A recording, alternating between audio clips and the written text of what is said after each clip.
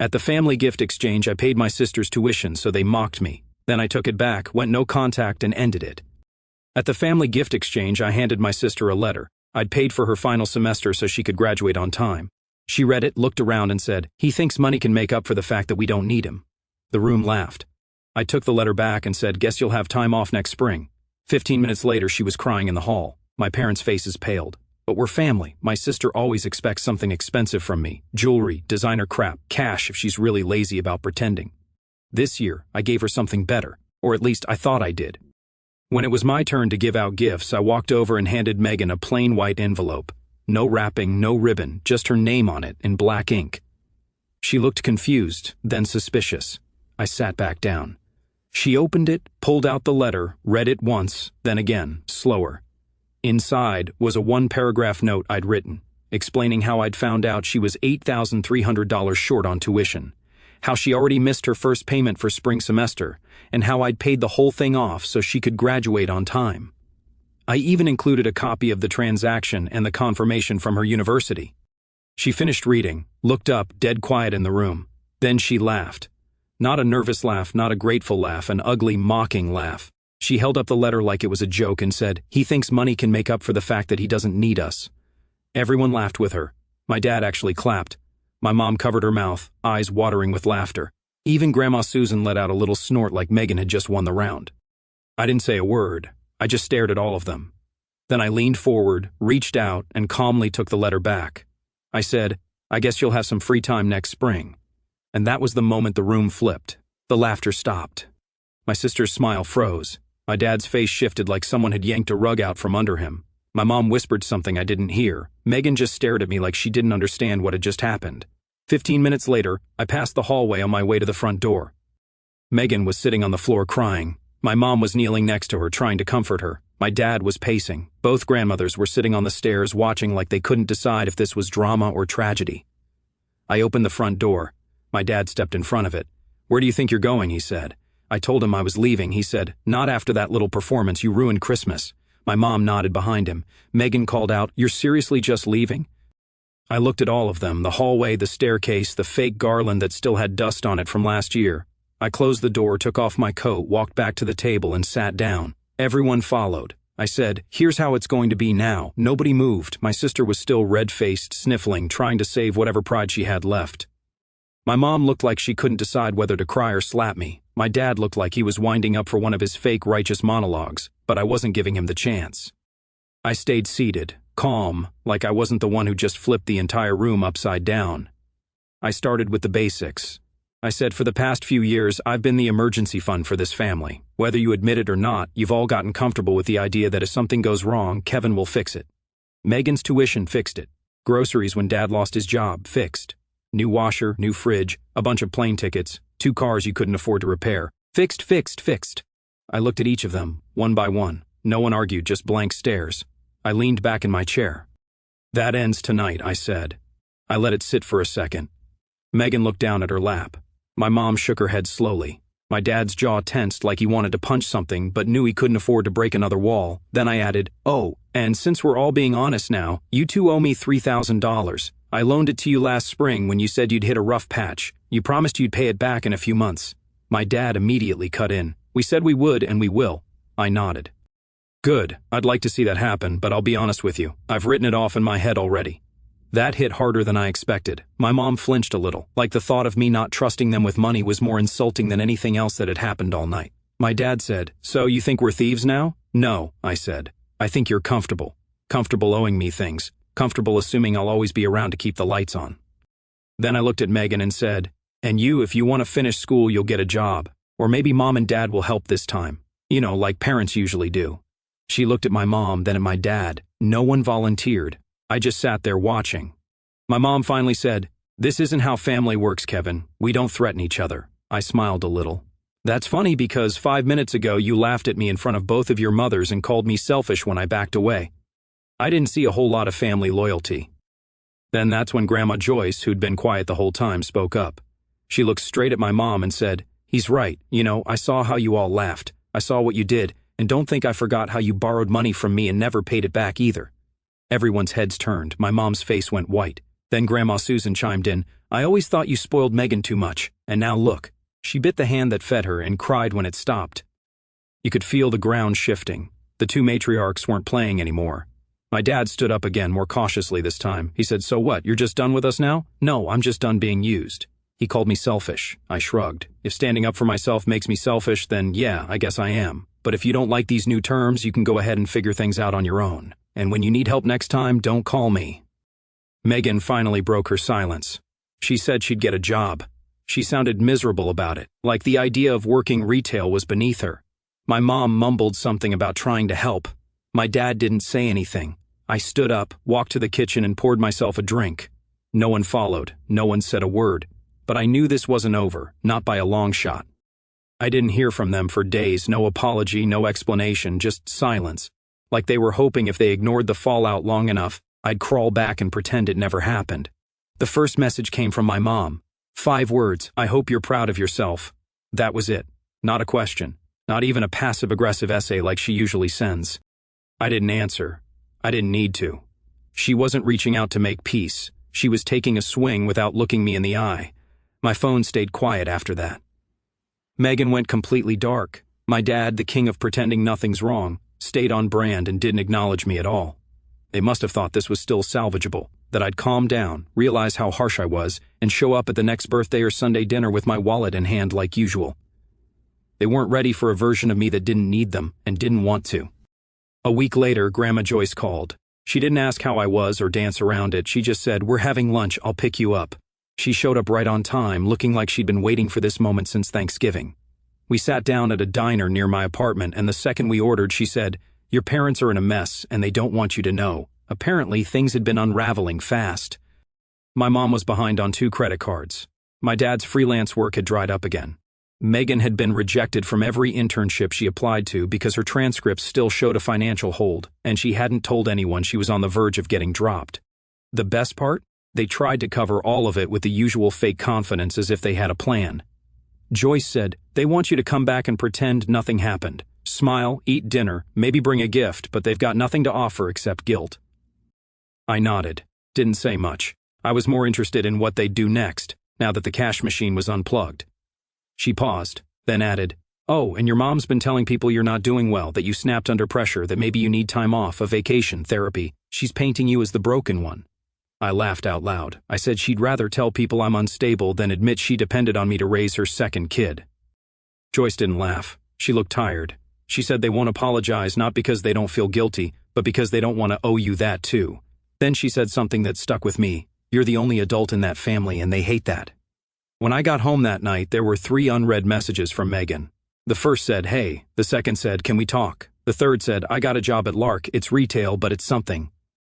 Lark was that weird off-brand fashion store at the edge of the mall. It was the kind of place where everything was on sale because no one wanted to pay full price for a rhinestone hoodie. I knew she was miserable, but I didn't respond. The next message was from my mom 3 days later. "We're proud of you for being responsible. Hope you can forgive us soon." I didn't answer that either. Forgiveness is a transaction, and they were already too far in debt. Then my dad sent something weird, a photo. It was our dinner table set for 5. 1 chair empty, mine. The caption just said, "You belong here." Suddenly they wanted to play the emotional card. The same people who laughed when I tried to help were now acting like I'd abandoned a sinking ship, like I owed them my loyalty just because we share a last name. Then came the voicemail, Megan's voice, crying again, but different this time, less performative, more desperate. She said she couldn't make her rent, that her job barely paid enough for gas, that she didn't know how she was supposed to focus on school while juggling everything. And then she said something I didn't expect. "I miss how things used to be." I stood there listening to it on loop. Yeah, I miss how things used to be too, back when she said thank you. Back when my parents remembered who paid for the roof over their heads, but those days were gone, and none of them knew yet just how deep this was going to cut. The voicemail sat in my inbox for 3 days. I didn't delete it, didn't respond, just let it hang there like a photo from a time I didn't really believe existed anymore. Megan wanted things to go back to normal. But the truth was, there never was a normal. There was just me paying for silence. Then, out of nowhere, my mom showed up at my door. She didn't call ahead. She buzzed the building like she was a delivery driver. I almost didn't open it, but I was curious. She looked smaller in person, like the situation had chipped away at her. Still had that expression like she was about to say something wise and manipulative. She stepped inside without asking and said, "We need to talk." I said, "Talk." She told me Megan was drowning, that the job was barely enough, that she was failing her classes now, that the financial office wouldn't let her register for finals without payment. She kept trying to steer it back to family, to how proud they were of me, to how much they loved me. I let her talk, then I told her the price. "You want help? Fine, but I'm not paying for anyone else's mistakes anymore. You two are her parents, not me." She didn't respond, so I kept going. "You want Megan to graduate? Then you and Dad figure it out, sell something, cancel your weekend getaways, skip your anniversary dinner, get creative." She started to say something, probably about how hard they had it. I cut in, "Also, the $3,000 you owe me, I'm going to need that by the end of the year." Her face dropped like I'd slapped her. I added, "I know you won't have it, but I'm not pretending anymore. Every time you dodge it, I'll remember exactly what this family thinks I'm worth." She started to cry, said it wasn't fair that I was punishing all of them for one moment of laughter. I said, "No, I'm punishing you for a decade of pretending your financial problems were my responsibility." She left without another word. A week later, Megan called, not text, not voicemail. She actually called. She said she understood that she didn't expect help, that she just wanted me to know she'd gotten a second job, tutoring kids after school, and was talking to financial aid. She said she wasn't asking for money, just a second chance at being a better sister. I didn't say yes. I didn't say no either. I told her, "We'll see." Then something strange happened. Grandma Joyce invited me over. When I got there, she was sitting in her living room with a smile that looked way too satisfied. She handed me a folder. Inside were printouts, screenshots of old text messages, receipts, emails, all of it from the past 5 years. All of it proof of the money I'd spent on my family, the loans, the gifts, the repairs, a full dossier. I said, "What is this?" She said, "Evidence in case they try to rewrite history." Then she told me that Grandma Susan had decided to do her own version of cutting the cord. She was updating her will quietly, reducing the amount going to my parents, increasing the portion going to me. I didn't ask for it. I didn't want it, but it was happening. Joyce leaned back and said, "We're tired of watching you be used. If they don't want to change, we will." It wasn't revenge, it wasn't victory, it was justice, and it was just getting started. By mid-February, I'd gotten used to the quiet. No more random calls from my mom asking if I could just cover this one thing. No text from my dad pretending to ask how I'm doing when he was really building up to another favor. No fake emergencies, no guilt trips. It was the most peaceful start to a year I've ever had. Megan hadn't messaged since the voicemail. I saw her twice accidentally. Once, at Lark, behind the counter, wearing that black company t-shirt and folding hoodies that nobody ever buys. She didn't see me. Or maybe she did, and just didn't want to deal with it. The second time, I spotted her across the parking lot of a tutoring center, carrying a plastic container of what looked like art supplies. She looked exhausted, not in a performative way, really tired, like life had finally caught up to her. She was working. She was dealing with it. That part, at least, I respected. Then one night, around 9 p.m., I got a text from my dad. "You really don't need us, do you?" No punctuation, no context. I stared at it for a few minutes. I didn't answer because it wasn't a question. It was him realizing, finally, that I'd outgrown their version of family. That their control didn't work anymore. That I had stepped outside the system they built where I fund the chaos, and they pretend it's love. Meanwhile, things were shifting in the background. Grandma Susan called to say she was finalizing some paperwork and wanted to make sure my address was updated. I knew what that meant. She was serious about what she'd said last time. I didn't press. Grandma Joyce had gone colder with my mom, too. Apparently, she confronted her about the whole Kevin's unstable story she was pushing around to the family. Told her that if she didn't stop, she'd start correcting the narrative at every family gathering from here on out. I almost wished I could have been there for that. Then another call from Joyce. She said Grandma Susan was hosting dinner, small family only. "You should come," she said. "It's time." I asked who would be there. She didn't hesitate. Everyone. I nearly said no. Everything in me was ready to burn that last bridge and let them sit in the ashes. But something about the way she said it made me think this wasn't about peace. This was about power, about letting them see that I didn't need to yell to be heard anymore. So I went. Susan's house looked exactly the same wreath from 5 Christmases ago, the same scented candles. My mom opened the door. She didn't say hi right away, just looked at me like she wasn't sure how this was going to go. Then she stepped aside to let me in. My dad was already sitting at the table like he didn't remember anything that had happened. Megan was there too, hair tied back, barely looking up from her water glass. Neither of them made the first move. Dinner was awkward. Joyce tried to cut the tension with small talk about some cousin's baby. Nobody cared. Everyone was waiting. Then Grandma Susan, from the head of the table, turned to Megan and asked, "How's work?" Megan looked up and said, tiring, then quieter, but I'm doing it. I'm paying little by little. She glanced at me just once, not asking for anything, just acknowledging. My mom chimed in a few minutes later. She said they'd been thinking a lot about what happened, that maybe they'd laughed because they didn't know how to handle being called out like that. She used words like reflecting, appreciating, and moving forward. She didn't say sorry. My dad added, we know we owe you. We're figuring it out. He didn't mention the $3,000 specifically, but we both knew what he meant. I didn't say anything. There was nothing left to say. Then Susan leaned forward, rested her elbows on the table, and said, this is your moment to start over. And if you screw it up, don't expect either of us, she looked at Joyce, to protect you from it. They nodded like kids being scolded. After dinner, as I was putting on my coat, Megan handed me an envelope. I raised an eyebrow. She said it wasn't money. Inside was a card, not store-bought, just plain cardstock with handwriting. It said, I know I messed it up. I said things I can't take back. You gave me more than I deserved, and I threw it in your face. I'm not asking for help. I just want to earn the right to be your sister again. I'm sorry. There was no signature, just her. I didn't say anything. I just walked out, envelope in hand. We weren't healed, not even close. But the hierarchy had changed. I wasn't their safety net anymore. I was something else now, their reminder. Spring showed up early, like it was tired of winter too. The air got warmer. Everything smelled like wet pavement and thawed dirt. And people started pretending like the year hadn't opened with a full-blown implosion in my family. But I remembered. I remembered all of it. And more importantly, I remembered who they were when I finally stopped carrying the weight for them. Megan scraped through the semester. She didn't message me about it, but Grandma Joyce kept me in the loop. She passed all her classes, started interning somewhere unpaid, part-time, with a 90-minute commute each way. I didn't say anything to her. Not then, but I saw her once outside the bus stop near my place. She was standing there in cheap flats, half asleep, holding a Tupperware container like it was her last possession. She looked like someone who finally understood what it meant to fight for something. I didn't wave. I just watched her go quietly. The thing about people who've coasted their whole lives is they either crumble when things get hard, or they evolve. Megan didn't crumble. She suffered, but she didn't break. That mattered more to me than an apology ever would. My parents, though, nothing changed. The $3,000 they owed me became this ghost that no one acknowledged. They talked around it like it was some unspeakable word. No, we're working on it. No, we haven't forgotten.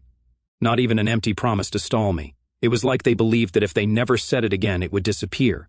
I could have brought it up, but I didn't. I wanted to see how long they'd pretend. They were playing the long game, but so was I. Instead, my dad kept sending me links to articles he thought I'd like. My mom tried nostalgia, old family photos, recipes I used to like, comments about those were good times.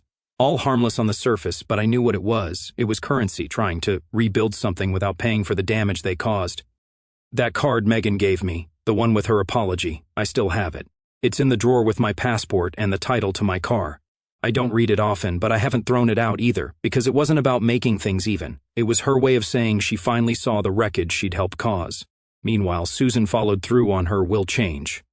Joyce told me later, my mom found out and didn't take it well. She apparently cornered Susan during a family dinner and tried to guilt her, asking why she was cutting her own daughter out. Susan just told her, because Kevin was there when you weren't.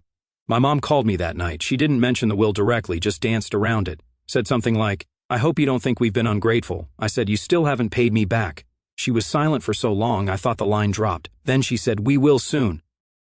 But she said it too carefully, like it was rehearsed. That was 3 months ago. I haven't seen a cent. It's not about the money anymore. It's about the principle. And I don't forget. I won't forget. Now we talk occasionally, holidays, birthdays, surface-level things. I'm polite, cordial, but there's a distance they can't close anymore. That trust, that unspoken loyalty I used to give freely, it's gone, burned out, and I'm not rebuilding it for them. Megan's still working, still tired, but she's never asked for a cent. She doesn't treat me like the solution anymore. That's why I've started replying to her messages again. We're not close, but we're rebuilding slowly, authentically. My parents still act like everything's back to normal, but it's not, and it never will be. Because this version of me, the one they made when they laughed that night, is not the one who picks up the pieces for everyone else. Not anymore.